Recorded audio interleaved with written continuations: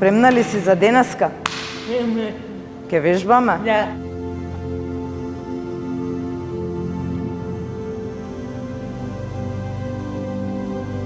Да поедем на вежба. Имам жеба да вежбам. Со Елена негдако, она е една од моите последни клиентки со церебрална парализа, вежбачка, ама и многу драга личност. Елена е моја годишта, разлика сме неполна година. Енергијата која што ја имаме јас и она е страшна.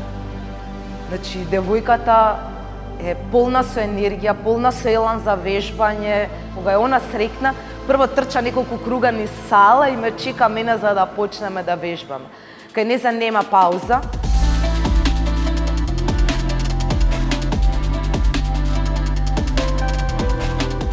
Елена нема пречка ништо да работи.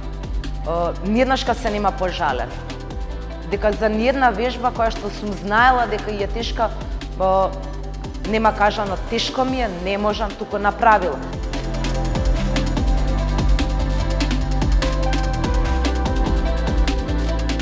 Се борам дека сакам следните тренинзи што ќе ги работам со неа да бидат заедно во група со останатите мои вежбачки, посебно пилатес што работам, и да ја внесеме, пошто сме сработиле и индивидуални вежби, со разни реквизити, сме влегле во фитнес на справи, каде што е безпрекорна и дава све од себе, и некако сакам следното нешто да биде во група и да види дека сите можеме да се вклопиме независно од нашата попреченост во моментот.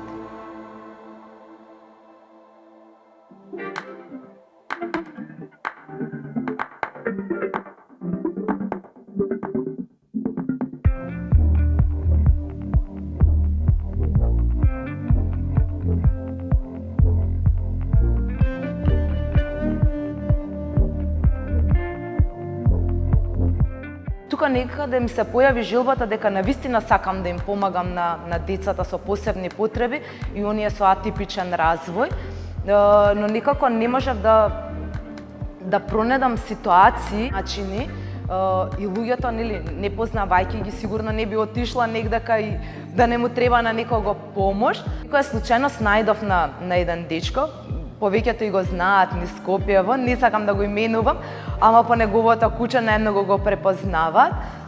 Момчето некако многу ми помогна во целата таа ситуација, да, нели, пошто е со церебрална парализа, да му помогнам во фитнесот.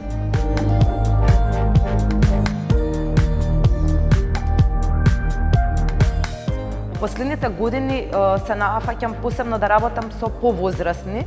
Најчесто се тоа луѓе со церебрална парализа, да одот најмногу или станувањето им биде и оние домашни работи да им бидат многу полесни.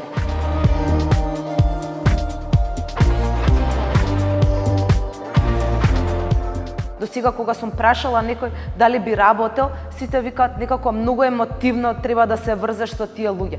Не, напротив, моето искуство со нив е да се врзуваш како со секој свој клиент, како со секој вежбач.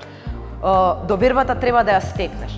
Но тоа се луѓе кои што навистина треба да им се помогне, навистина сакаат поддршка и многу се срекни кога, како викам, од нула, кога ќе стигнат на 0,1% од тоа што они не можат да го направат.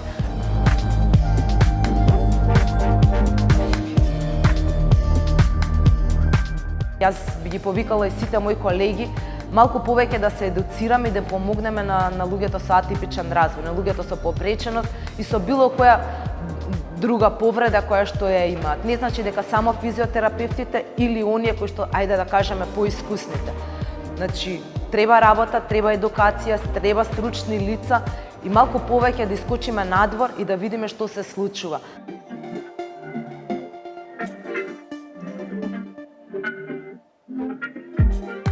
Навистина сакам да се отвори такво училиште и таква сала каде што секој ќе може да вежба и тоа да биде, нели, без пари, затоа што на денешно време сите и немаат, значи да платат тренер личен за да уживаат во вежбањето и воопшто за децата со посебни потреби и за било кој да е. Не може секој, но мислам дека за посебно за децата со атипичен развој во ова време, дека мојата најголема желба се надевам дека најбрзо ќе се оствари. А да се откажам, не, никогаш не би се откажала. Браво! Петка.